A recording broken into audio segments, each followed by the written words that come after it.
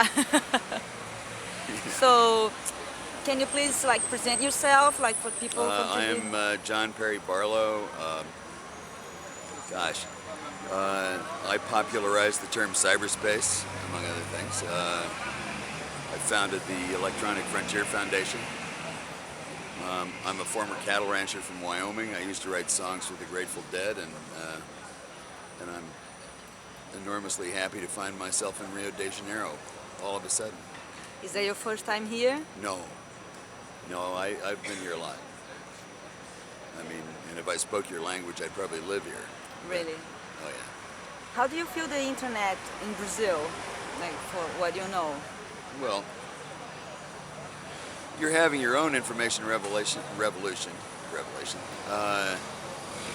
later than we did, and you know, in ways that take into consideration some of the mistakes that we made. But also, I mean, this is the most networked society outside of possibly Japan that I've ever been around. You know, so it's a natural extension of relationships that always were there. I mean, some years ago I did an experiment. There was a social networking site that Google came up with called Orkut. And they gave about 500 sort of tech people the opportunity to invite 100 people, you know, because they wanted to spread it gradually enough so that it didn't overwhelm its servers. And I gave all my 100 invitations to Brazilians just to see what would happen. Last time I checked, I think Orkut is about 65 or 70% Brazilian. Really? And all of them is the consequence of my just dropping in 100 at a certain critical point. Who writes the rights in the cyberspace nowadays? Who is responsible for writing like the laws? There aren't any. I mean, who's going to enforce them? I mean, it would be nice if there were in some cases. I was hoping that cyberspace would be much more self-regulating than it has turned out to be so far, but it hasn't done a completely bad job. It isn't doing so poorly that I think that we need to go out and try to find a way to regulate it, because first of all, anything you can impose on one aspect of it, you can impose on all. And I'm willing to put up with an awful lot of really rotten speech to make it safe for the speech that needs to get spoken and the things that need to get known. So I don't think law applies to the physical world. It does well there, and unfortunately rights apply to the physical world as well, except insofar as the architecture of the internet makes it very difficult to suppress rights of expression and knowledge and access and those kinds of things. Various governments try, but it's so far been relatively unsuccessful in all cases. E sobre a Wikipedia, que estão falando que vai terminar por falta de interesses, pelo símbolo de colaboração. Like Wikipedia being like a symbol of like collaboration, and there are some rumors that maybe it's... I think Wikipedia is a miracle. I know Jimmy Wales well, and I knew him. I knew Jimmy Wales when he was still in the porn business. Little known fact. And when he said he was going to do Wikipedia, I said, well, you know, you may actually have more faith in human nature than I do, because I think it's going to fill up with all kinds of slanted realities based on whoever is being described. It hasn't done that.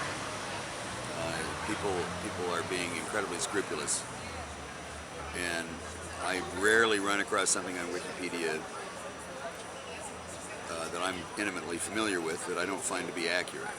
Now, it may not say everything that I would say if I were writing the entry, but fortunately, if I feel strongly enough about it, I can write the entry, and do sometimes. Like what is China doing, or like what Amazon did for the books? You know, it's a continuous battle. I mean, the Electronic Frontier Foundation still has plenty to keep it busy, but I will be done very shortly. Okay. Where are you going? Going after something sweet. For what? Dessert. Bring something back. Okay. Tem o delírio aqui na esquina, Cora. Sabe, o delírio tropical, só virar ali à direita.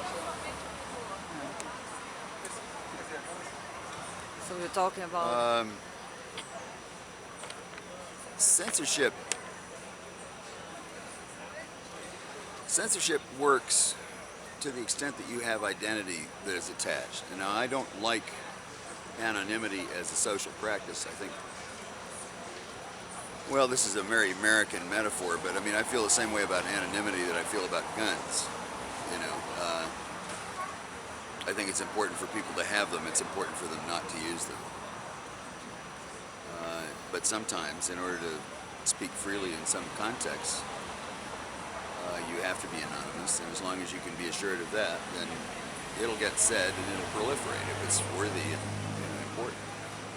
I haven't seen very many examples of censorship working. Not really. Direito autoral. And what about like the property rights, right? You know, like the music business and the big corporations and trying like to arrest Well, one. I'm a big fan of property rights when it applies to something that I think is naturally property. But, you know, I don't think it's property if it can be infinitely reproduced. That's the wrong model for it. It's a service, it's a verb, it's not a noun. And, you know, that the economy that's based on making that a noun is doomed. It's not going to work. But obviously we're in the middle of a great war on that subject, which we will win. Are you an optimistic? I'm pathologically optimistic. Tem uma previsão, tipo, futuro de negócio da internet? If you have like one prediction in the future for the internet business, what would be? That it will go on being about creating opportunities for conversation. It's not about content. It's about discourse. It's about relationship. It's made out of relationships. So anything that you know is based on relationship and making the conversation better and richer and easier, that's going to work. Even if this content is being paid by the big corporations with this new model of like paid content? Oh, that's bullshit though. It's not going to work. No? Why? No. Well, because people don't want it. I mean, and if they do want it, they grab it. They steal it. So it's just not going to work.